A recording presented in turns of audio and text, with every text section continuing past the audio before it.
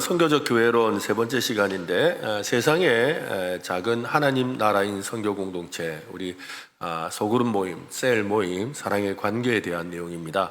어떤 분들에게 교회는 일주일에 한 번 와서 마음의 평안을 얻고 돌아가는 곳일 수 있습니다. 또 어떤 분들에게는 좋은 사람들과 교제하고 신앙적인 격려를 받는 소중한 모임일 수도 있지요. 분주한 세상 속에서 잠시 벗어나서 하나님 앞에 내 영혼을 충전하는 영적 주유소와 같은 그런 곳일 수도 있습니다. 이 모든 것이 틀렸다고 말하려는 것이 아닙니다. 모두 교회의 중요한 기능들입니다. 만약 그것이 전부라면, 지금까지 말한 것이 전부라면 세상에 좋은 강연장이나 심리상담소, 또 좋은 동호회나 교회와 별로 이렇게 다르지가 않다는 거죠.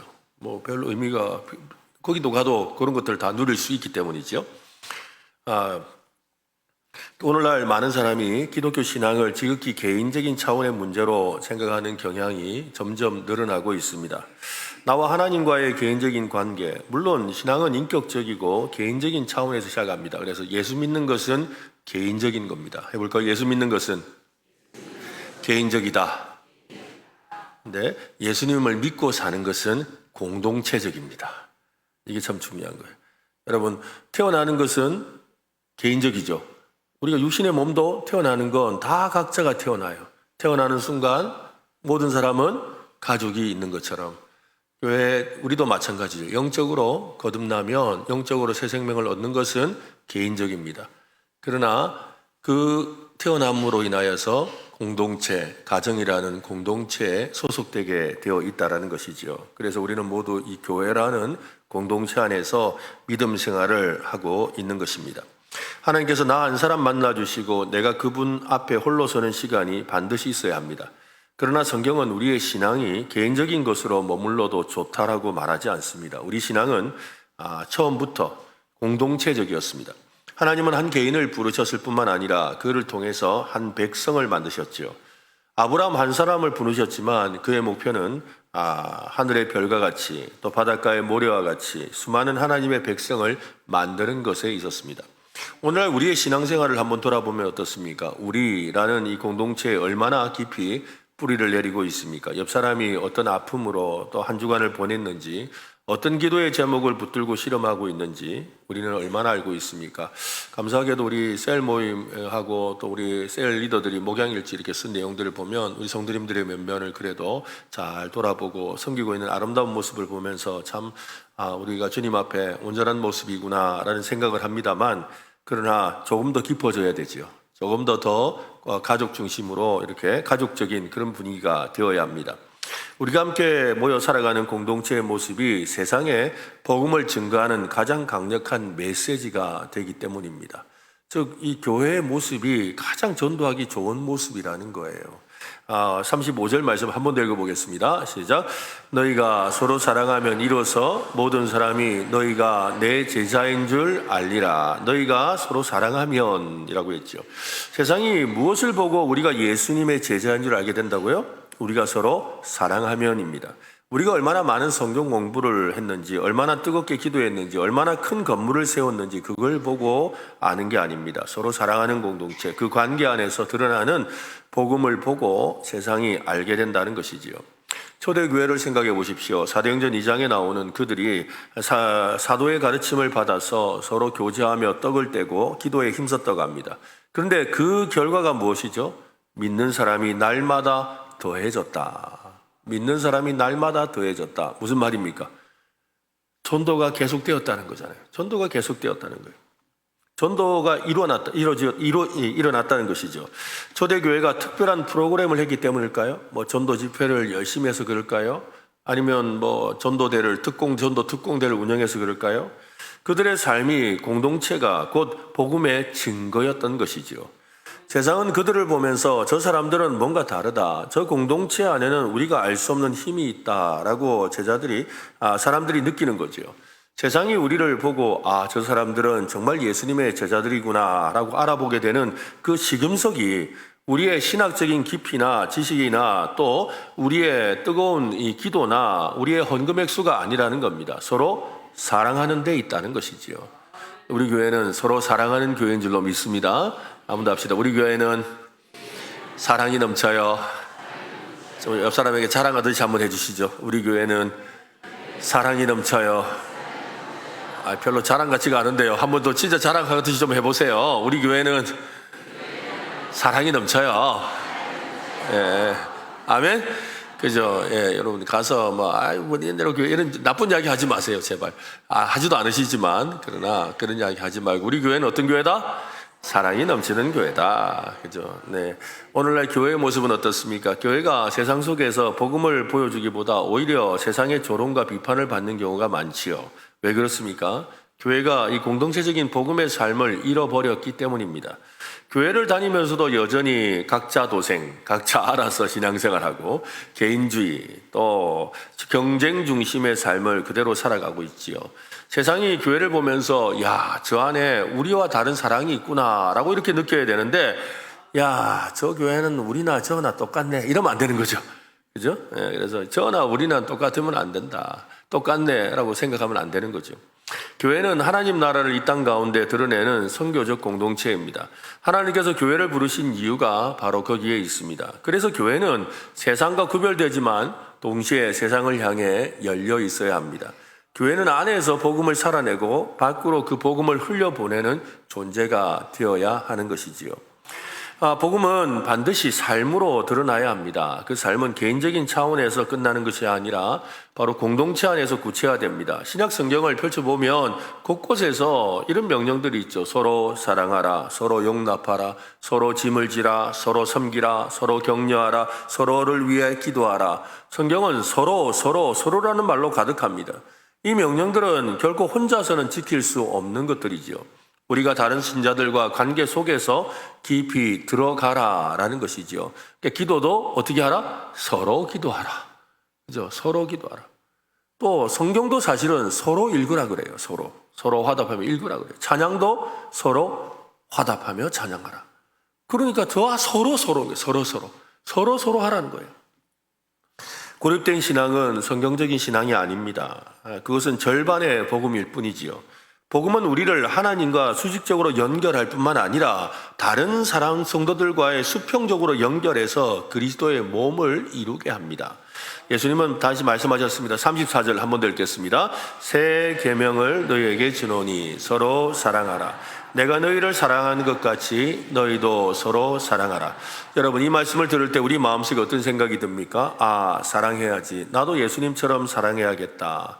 그런데 곧 현실의 벽에 부딪히죠. 내 마음에 안 드는 사람, 나를 힘들게 하는 사람, 심지어 나를 미워하는 사람이 공동체 안에 있을 때 우리는 쉽게 좌절합니다. 그래서 조편성하고 나면 우리 셀 모임 편성하고 나면 우리 교회는 이제 요새는 그런 전화 오시는 분이 없는데 간혹 전화 오는 분이 옛날에 보면 있었거든요. 제가 옛날에 이제 부목자 사역을 하고 이럴 때 보면 목사님 우리 셀 좀 바꿔주세요. 네, 저 사람하고는 안 됩니다. 네, 저 사람만 없으면 내가 열심히 할게요. 이런 이야기들을 많이 하죠. 네. 물론 이제 뭐 잘 안 되는 경우도 있긴 하지만 그러나 우리의 마음에 그죠? 난 저 사람 때문에 안 돼. 라는 생각이 우리 속에 사실 남아 있잖아요. 그런데 때로는 내 마음에 안 드는 사람도 있고 나를 힘들게 하는 사람도 있고 심지어 나를 미워하는 사람도 있습니다. 근데 그럴 때마다 우리가 무슨 생각을 해야 될까요? 왜 저런 사람이 있어? 라고 하는 것이 아니라 내가 아직도 멀었구나. 내가 더 주님의 사랑이 충만해야 되는구나. 라고 생각을 해야 합니다. 그것이 우리의 진짜 신앙의 모습이겠죠? 네, 그렇게 되시기를 바랍니다. 네, 오늘 당장 안 돼도 그렇게 되면 좋겠습니다. 진짜 복음을 경험하면 우리를 사람들과 사귀는 공동체로 끌어냅니다. 왜냐하면 복음은 공동체 안에서만 가장 구체적으로 드러나기 때문이지요. 내가 사랑할 수 없는 사람을 사랑하게 되는 자리입니다. 내가 용납할 수 없는 사람을 품게 되는 자리이기도 하지요. 내가 주고 싶지 않은 것을 나누어 주게 되는 자리. 거기에서 복음의 능력이 나타나는 것입니다. 그래서 내가 진짜 예수 복음을 믿으면, 그죠? 내 복음을 경험하고 나면 나 혼자 믿다가도 어떻게 되는 거예요? 사람을 찾아다니게 되는 거죠. 그래서 사람을 찾아다가 없으면 어떻게 할까요? 전도하는 거지. 전도해서라도 사람을 붙이는 거예요. 왜냐하면 이 복음은 우리를 혼자 있지 않게 만드니까요. 그러니까 믿음의 사람들과 있는 자리에 나와서 같이 예배하고 같이 찬송하고 말씀을 나누든지 아무리 찾아도 눈 씻고도 없으면 어떻게 한다고요? 그죠? 그런 사람을 만들어야 될 거 아니에요. 그러니까 전도하는 거예요. 전도해서라도 데려와서 그 사람과 함께 교제하려고 하는 것이지요. 여러분, 교회 다니면서 이런 경험 있으시죠? 아, 저 사람은 정말 힘들다. 나랑은 절대 안 맞는다. 그런데 어느 순간 하나님께서 그 사람을 향한 마음을 조금씩 바꾸어 주시지요. 예전에는 보기만 해도 싫었던 그 사람이 이제는 안타깝게 보이고 불쌍하게 보이고 함께 울어줄 수 있는 마음이 생깁니다. 그것이 바로 복음이 삶 속에서 구체화되는 순간입니다. 사실 우리가요, 이 세일 모임, 우리 교회가 참 세일 모임을 주일에 참 잘하고 있는데요. 이 세일 모임을 제대로 하는 곳일수록 어떤 일이 생기냐면 다툼이 생겨요. 근데 그건 과정이죠. 왜냐하면 서로를 진짜 깊이 알아가는 과정입니다. 지금은 다 과면을 쓰고 또 화장도 하고 뭐 여러 가지를 해서 그럴듯하게 하기 때문에 별로 이렇게 문제가 없는 것처럼 보여요. 아, 우리 셀 모임 너무 좋아요. 그래요. 그런데 정말 깊이 있게 서로 나누기 시작하면 다툼이 생기고 시기도 생기고 마음에 미움도 생기는 순간이 오는 거예요. 그런데 그것이 진짜 나를 드러내는 순간이죠. 진짜 내 모습이 보이는 순간이에요. 근데 그 모습을 통해서 그럼에도 불구하고 복음이 우리를 변화시키고 우리를 더 사랑하게 만들고 더 참게 만들고 더 이해하게 만들고 더 용서하게 만드는 그 일을 통해서 결국 내가 변화되고 바뀌는 것입니다. 네, 이게 진짜 복음의 능력인 거죠. 그러니까 우리는 우리 셀 모임은 문제 없어요. 잘해요. 이걸로 자랑하면 안 됩니다. 그 말은 무슨 말이냐면 아직 우리는 진짜 관계를 안 하고 있습니다. 이 말인 것이죠. 진짜 관계를 하면 그 문제가 생기게 되어 있어요. 근데 그 문제를 내 능력과 내 재주가 아니라 누구의 능력으로? 예수님의 능력으로, 복음의 능력으로 변화되는 역사가 우리 셀 모임 가운데 있기를 바랍니다. 그럴 때 누구라도 우리 셀 모임에 오면 어떻게 해요? 그 사람을 품어주고 사랑하고 이해하고 용서해주고 더 품어낼 수가 있는 그런 아름다운 믿음의 공동체로 성장하게 되는 것입니다. 그렇습니다. 나 혼자 예배드리고 혼자 성경 보고 혼자 기도하면 내 신앙이 괜찮은 줄 압니다. 그런데 공동체 안에 들어와 보면 내 본성이 그대로 드러나지요. 내 안에 있는 이기심과 경쟁심과 교만함과 분노가 다 드러납니다. 그래서 우리는 당황하지요. 그런데 바로 그 순간이 복음의 능력을 경험하는 기회가 된다는 것입니다. 사도 바울은 로마서 15장 7절에서 이렇게 말합니다. 같이 읽어보겠습니다. 그러므로 그리스도께서 우리를 받아 하나님께 영광을 돌리심과 같이 너희도 서로 받으라. 한번 해볼까요? 너희도 서로 받으라. 그죠? 예수님이 우리를 어떻게 했다고요? 받아주셨대요. 받아주셨대요. 그죠? 우리가 부족하고 연약하고 모자란 것이 많은데도 우리를 어떻게 하셨다? 받아주셨대요. 그러면 우리도 옆 사람을 어떻게 해야 된다고요? 받아줘야 돼요. 그러니까 저 사람 우리 셀 모임에 받아줄까 말까 이런 말 하면 안 됩니다. 그죠? 누구라도 받아줘야 돼요. 다시 한번 합시다. 옆 사람에게 당신을 받아드리겠습니다. 네, 받아줘야 되는 거예요. 그죠? 우리 주님께서 받아주신 것처럼 우리의 부족함과 우리의 실패, 우리 죄를 다 알면서도 받아주신 것처럼 우리도 그렇게 살아가는 것이 복음을 실천하고 복음을 드러내는 자리가 되는 것입니다. 세상은 조건부 수용이라는 원리로 움직이죠. 나와 맞는 사람, 나에게 이익이 되는 사람, 나의 취향이 비슷한 사람만 받아줍니다. 그러나 교회는 다르지요. 교회는 서로 다른 사람들이 모여 서로 사랑하고 용납하고 섬기도록 부름을 받은 공동체입니다. 톰 레이너라는 유명한 목사님이 계신데요. 그분이 섬기는 교회에 프랭크라는 성도가 있었습니다. 이분은 수십 년간 교회를 다녔지만 마음이 늘 냉소와 비판으로 가득 차 있었습니다. 그래서 설교가 끝나면 가장 먼저 설교의 문제점을 지적하고 교회의 어떤 결정에 대해서도 늘 불평을 늘어놓았습니다. 그 누구도 그분을 변화시킬 수가 없을 것 같았습니다. 어느 날 그의 아내가 갑자기 쓰러져서 병원에 입원하게 되었습니다. 평생 아내에게 의지하며 살았던 그에게 아내가 병원에 간 사실은 속수무책, 자기가 아무것도 할 수 없는 상황이 된 거죠. 그때 마지못해 참석했던 소그룹에 우리로 치면 셀 모임에 이 공동체가 움직이기 시작을 했습니다. 어떤 성도님은 매일같이 음식을 만들어서 그 집에 프랭크에게 갖다 주었습니다. 어떤 사람은 또 교대로 병원에 가서 밤새 그 아내의 곁을 지켜주기도 했습니다. 또 젊은 집사님들은 그 집에 잔디를 깎아주기도 하고 또 고장난 곳을 수리해 주기도 했습니다. 사람들은 이 프랭크라는 이 성도가 받을 자격이 있어서 그렇게 한 것이 아니었습니다. 공동체는 그에게 아무것도 묻지 않고 그저 사랑을 부어줬다고 합니다. 몇 주가 지났을 때 이 프랭크라는 이 성도가 셀 모임에 나와서 눈물을 터뜨리며 고백을 합니다. 나는 당신들을 통해 복음이 무엇인지 제대로 보았습니다.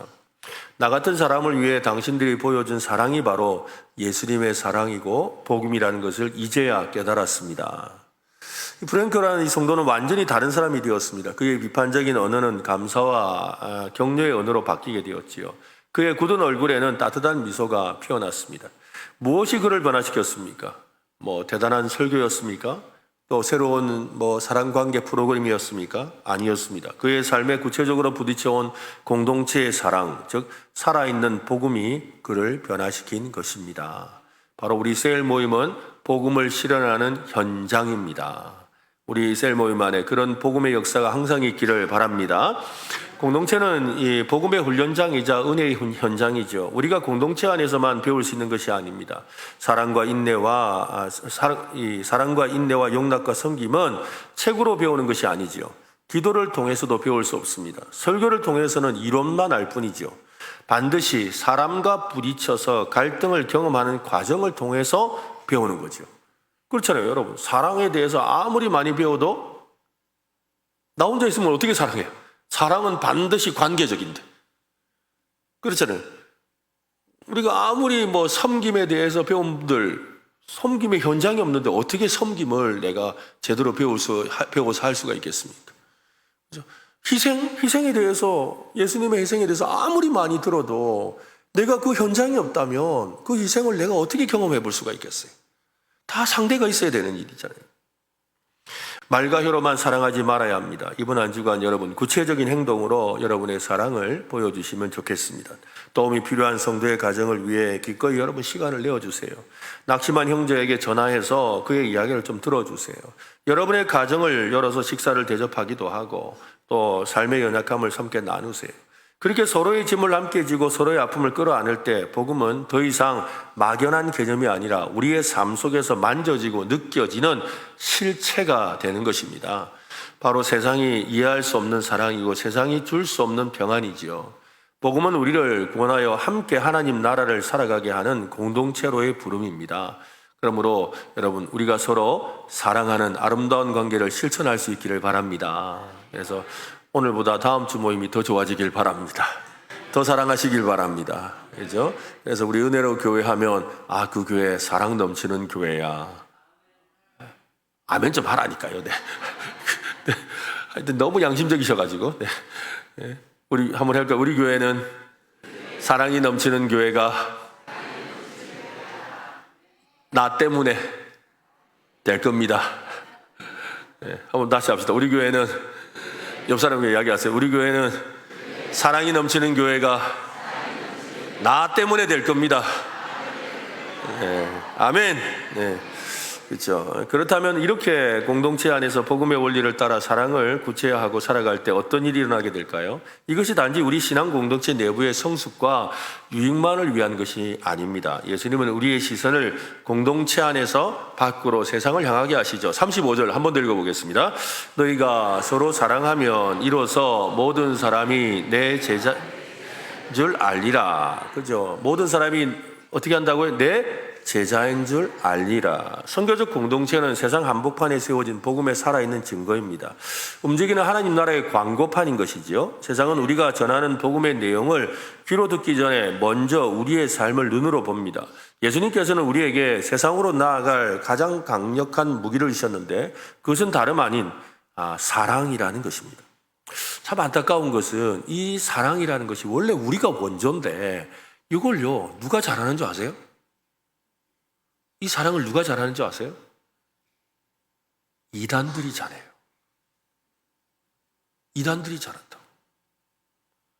이단에 빠진 사람들, 신천지고, JMS고, 그런 이단에 빠진 사람들, 여러분, 신학 공부, 성경 공부 때문에 들어갔지만, 나중에 못 나오는 이유가 뭔지 아세요? 그 사랑 때문에 못 나와요. 자기들끼리 얼마나 끈끈하고 사랑이 넘치는지 몰라요. 그런데 그건 거짓 사랑이에요. 왜냐하면 제가 그 실체를 봤거든요.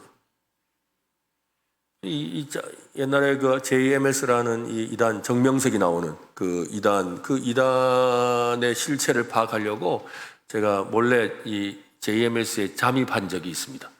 잠입해가지고 그 내용을 이렇게 본 적이 있는데 깜짝 놀랐어요. 와, 우리로 치면 우리 구역 보고서, 그러니까 셀 모임 보고서가 있어요. 근데 셀 모임 보고서의 내용이 그 사람의 일주일치 내용이 다 적혀 있어요. 그 사람이 일주일 동안 어떻게 살았는지 그냥 그 모든 일주일간의 시간이 다 적혀, 자기 조장이 그 조원들의 그 시간을 다 알고 있는 거예요. 야, 정말 엄청나더라고요. 그러면서 언제 뭘 만났고 뭘 했고 다 적혀 있어요.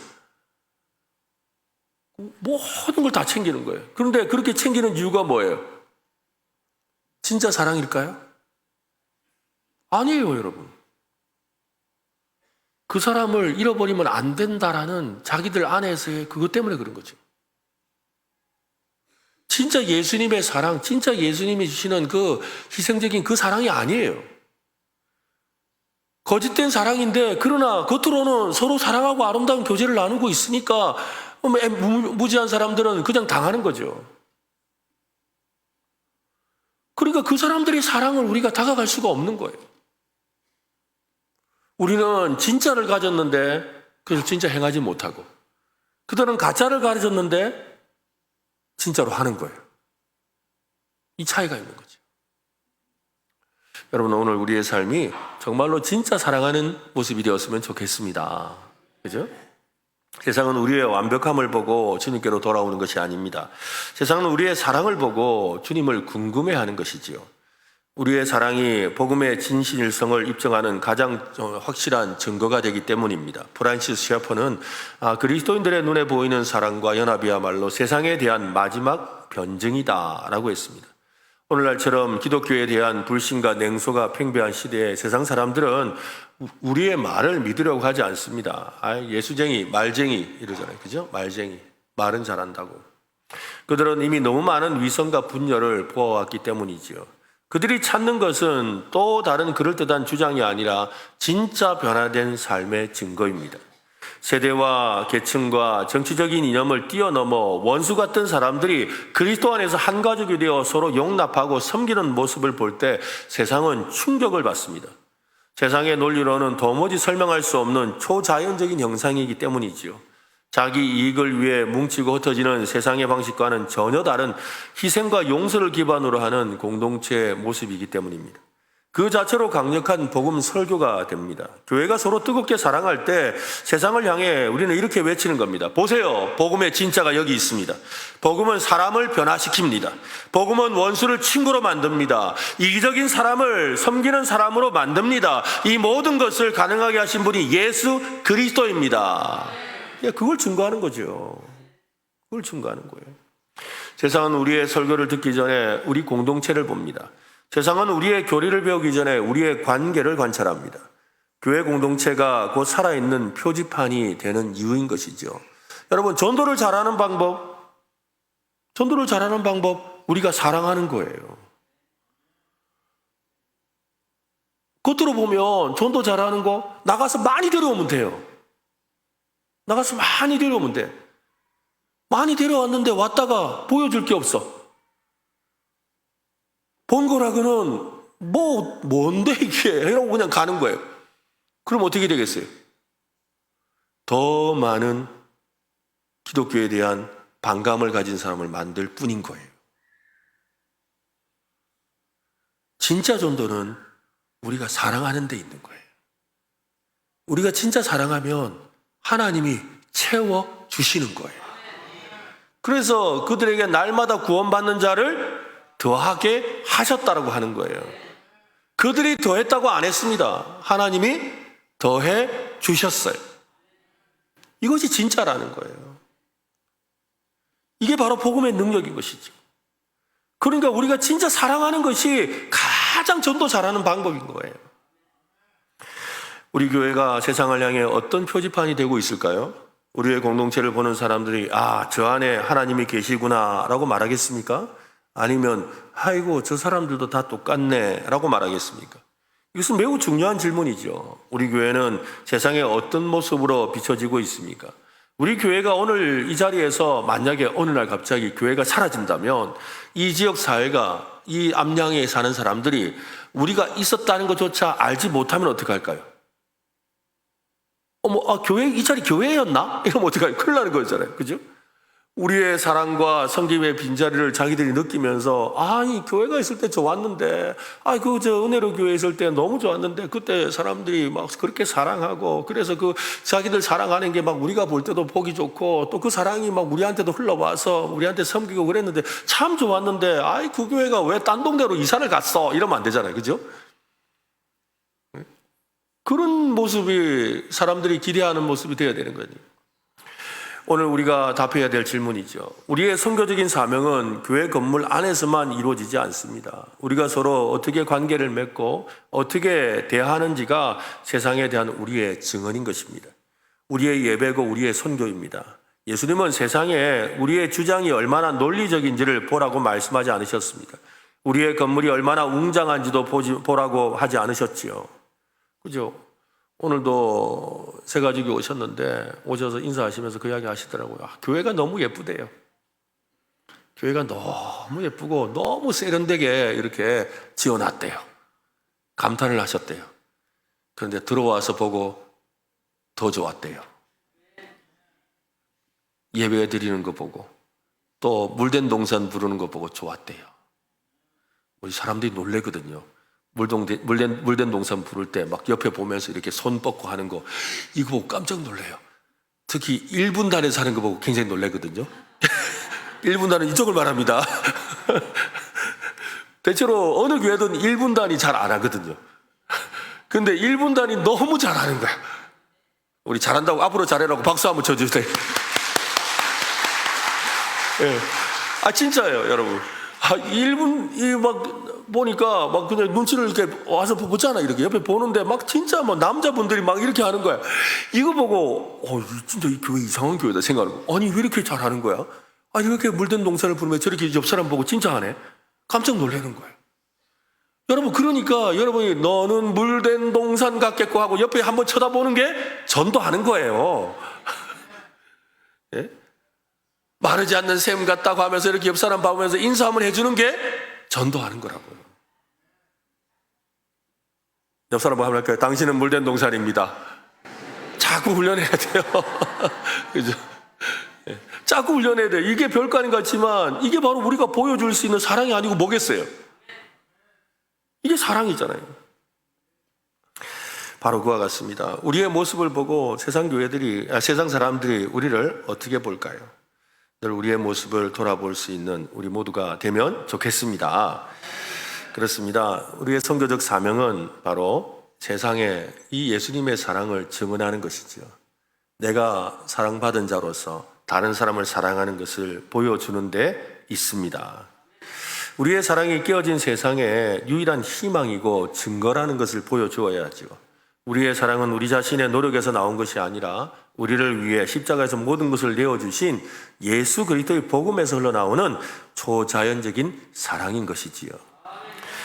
솔직하게 우리 자신에게 질문해 봐야 합니다. 만약 세상이 우리 교회를, 우리 셀 모임을, 우리 성도들을 CCTV를 달아가지고 일주일 동안 만약에 이렇게 다 한번 이렇게 다큐멘터리를 한번 찍어본다면, 유튜브 영상을 하나 찍는다면 우리 모습에서 과연 그리스도를 발견할 수 있을까요?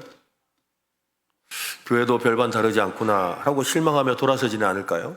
이 질문 앞에 우리는 언제나 두려운 마음으로 서야 합니다. 우리의 사랑이 없음이 우리의 분열이 복음의 문을 가로막는 가장 큰 걸림돌이 될 수 있기 때문이지요. 반대로 부족하고 허물 많은 우리가 성령의 능력을 힘입어서 서로 사랑하기를 힘쓸 때 공동체는 그 어떤 웅변이나 전도 프로그램보다 더 힘있게 예수는 그리스도시고 살아계신 하나님의 아들이심을 증언하게 될 줄로 믿습니다. 군인들이 훈련소에서 동료들과 함께 뒹굴고 땀 흘리며 혹독한 훈련을 받습니다. 여러분 왜 그렇게 하죠? 왜 군인들이 훈련소에서 그렇게 열심히 훈련할까요? 단지 훈련소 안에서 멋진 군인으로 보이기 위함이 아니지요. 그들은 장차 전투 현장으로, 실제 전투 현장으로 임무를 성공적으로 수행하기 위해 준비하고 있는 것입니다. 마찬가지로 교회는 성도들이 세상 속으로 또 그리스도의 제자로 또 복음의 증인으로 살아가는 선교적인 삶을 배우고 훈련하는 영적인 훈련소와 같습니다. 우리는 이 공동체 안에서 서로 사랑하라는 가장 기본적이면서도 가장 어려운 훈련을 받지요. 나를 실망시킨 형제를 용서하는 훈련. 그러니까 여러분 교회 안에서 누구한테 실망하고 실족하면 이제 됐다. 이제 교회 내가 그런 모임에 안 간다. 이런 거는 포기하는 거예요. 그리고 훈련에 낙오하는 거예요. 무슨 말인지 아시겠습니까? 그러니까 저번에 내가 이렇게 나눔 좀 했더니 그걸 가지고 누가 뭐라 그래가지고 온 동네 소문을 내더라. 그래서 나는 앞으로 이제 마음 닫고 살기로 했다. 이렇게 말하는 사람은 뭐 하는 사람이라고요? 훈련을 중도 포기하고 집으로 돌아가는 사람인 거예요. 왜? 우리는 다 훈련생들이니까. 그런 일이 생길 수 있어요. 간혹 생길 수 있죠. 그럴 때 어떻게 해야 돼요? 오히려 그것을 이겨내고 극복하고 더 사랑하는 것. 이게 진짜죠. 우리 교회가 그렇게 되었으면 좋겠습니다. 보니까 역시 좀 마음이 열려서 되는가 싶었는데 아니더라. 나 조용히 혼자 있을란다. 뭐하러 그 복잡하게 하나. 됐다 해라. 그리고 자꾸 그냥 집사님 혼자 잘하세요. 그러면 나는 내 믿음 잘 지키면 됩니다. 뭐 하겠다는 거예요? 나 훈련 안 받겠다는 거죠. 포기하겠다. 제가 여러분의 마음을 너무 잘 알고 있습니까? 예. 전 세계 어느 교회나 가도 있는 이야기이기 때문에 그렇습니다. 어떤 교회 가도 똑같은 일이 있어요. 그런데 그걸 극복하는 교회가 있고 그걸 그런 줄 알고 평생 담지고 사는 교회가 있어요. 평생 담지고 사는 교회도 제가 봤습니다. 얼마나 담이 두꺼운지 여리고성보다 더 두꺼워요. 그런 교회도 있다고요. 그런데 그것을 극복하고 복음의 역사가 일어나는 교회가 하나님의 일하시는 교회입니다. 좀 어렵지요. 힘들지요. 그러나 훈련은 고대요. 훈련은 우리를 힘들게 합니다. 그러나 그 너머에는 상이 있고 어떤 보람이 있습니다. 그렇습니다. 훈련소의 궁극적인 목적이 훈련병을 영원히 붙잡아 두는 것이 아니라 잘 훈련해서 전장으로 파송하는 데 있듯이 교회의 궁극적인 목적 역시 성도들을 교회 안에 머물게 하는 게 아닙니다. 우리가 서로 모여서 평안만 누리고 위로만 누리는 안전지대나 성스러운 요새가 되어서는 안 됩니다. 우리가 이렇게 우리 안에서 사랑하지 못하고 우리 안에서 품지 못하는 그 사람들을 품어내는 훈련을 통해서 세상에 진짜 품어야 될 사람들을 품게 되는 거죠. 그때 세상 사람들을 진짜 품을 수 있게 되는 거예요. 왜냐하면 그 세상 사람들은 더 심하게 자기 욕심을 따라 자기 마음을 따라 자기 하고 싶은 대로 하잖아요. 그래도 우리 안에는 그죠? 웬만하면 좀 기분 나빠도 욕은 안 하잖아. 그런데 나가면 대놓고 욕해요.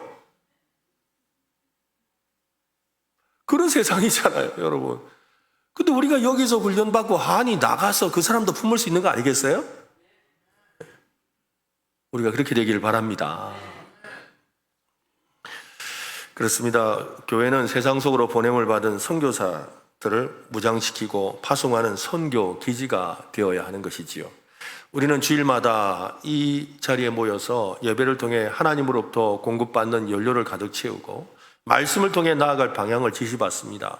교회를 통해 동료 선교사들과 서로 격려하며 힘을 얻지요.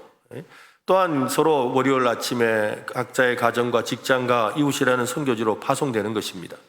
교회가 모여서 은혜만 누리고 훈련만 받고 말씀만 배우고 정작 세상 속으로 나가지 않는다면 교회는 본래의 사명을 잃어버리게 되겠지요.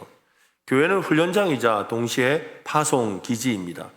여러분, 우리가 선교라고 하면 보통 해외로 나가는 것만 떠올리죠. 그래서 이 선교적 교회론이라고 하니까 우리가 지금 자꾸 해외 선교에 대해서 제가 이야기한다고 생각하는 분이 간혹 있을 수가 있어요. 여러분, 제가 지금 해외 나가자는 이야기 아니죠? 그죠? 해외 나가자는 이야기가 아니에요. 그 이야기가 아니라 우리의 삶 자체가 선교라는 말의 뜻이 뭐였어요?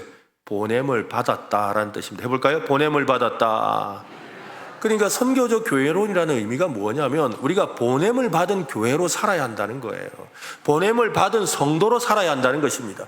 그 보냄의 현장이 당장 우리 가정일 수도 있고 여러분의 직장일 수도 있고 우리 옆 동네일 수도 있지만 어떤 사람에게는 그 보냄의 현장이 저 멀리 바다 건너일 수도 있는 거지요. 그러므로 우리의 가장 중요한 삶의 원칙은 누가 선교사만 선교하는 거 아니에요. 뭐 전도하는 누구 몇 사람만 전도하는 것도 아니에요. 우리 삶 자체가 바로 보냄을 받은 자로서 살아가야 한다는 것입니다. 우리 교회가 또한 보냄을 받은 교회가 되기를 바랍니다. 이것이 바로 선교적 교회라는 것이에요. 여러분 그렇습니다. 선교는 내가 속한 가정에서 직장에서 학교에서 이웃 가운데서 복음을 살아내는 것입니다. 교회는 바로 그것을 훈련하는 곳이지요. 서로 섬기고 서로 사랑하는 것을 배우고 그것을 가지고 세상 속으로 나아가 삶으로 증거하는 데 있습니다. 여러분 서로 사랑합시다. 사랑하다 보면 상처가 생겨요. 아픔도 생겨요. 억울함도 생겨요. 미움도 생겨요. 그런데 그거는 내가 다듬어져 가는 시간이에요. 그리고 내가 더 큰 사람으로 변화되는 과정입니다. 그래서 예수님처럼 누구라도 품을 수 있는 사람이 되는 것이지요. 그게 예수님의 제자 아닌가요? 그런 제자가 되는 우리 모두가 되시기를 바랍니다. 그렇습니다. 책에서 읽은 어느 교회 이야기입니다. 그 교회는 오랫동안 침체에 빠져 있었습니다. 교인 수는 점점 줄어들고 예산은 늘 빠듯했습니다. 분위기는 패배감에 막 젖어들고 있었지요. 그들은 교회를 되살리기 위해서 온갖 종류의 프로그램을 다 시도해봤지만 아무 소용이 없었습니다. 그때 담임 목사님이 새로 부임을 했는데요. 어느 날 교인들에게 이렇게 선포를 합니다.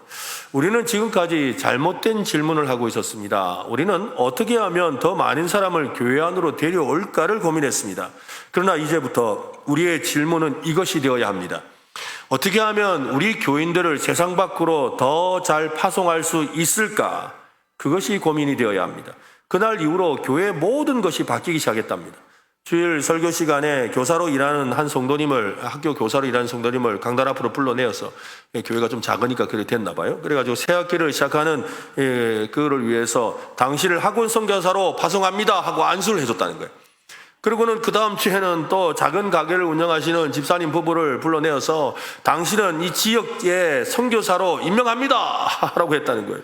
그리고 또 엄마들을 하루는 다 불러내가지고 그리고는 당신은 가정 선교사입니다 하면서 기도하고 파송을 해줬대요. 소그룹 모임에서는 자신들의 문제에만 집중하지 않았습니다. 모임 시간에 절반을 각자의 직장과 이웃을 위한 선교 전략을 짜고 서로를 위해 기도하는 데 사용했답니다. 놀랍게도 교회가 이 내부를 향하는 시선을 외부로 돌리기 시작하자 교회 안에 놀라운 활력이 생기기 시작했대요. 진짜 사랑하기 시작하더라는 거예요.